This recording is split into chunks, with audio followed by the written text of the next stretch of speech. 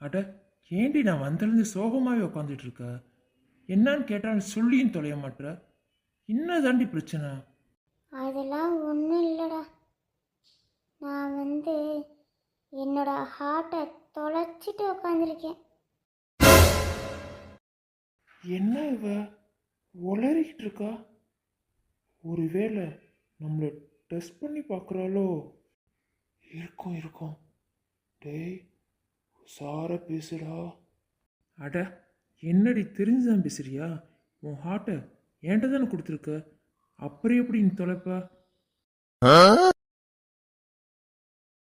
டேய், அறிவு கட்டவனே, நான் என்ன சொல்கிறேன்னு முழுசாக தெரியாமல் பேசாதடா.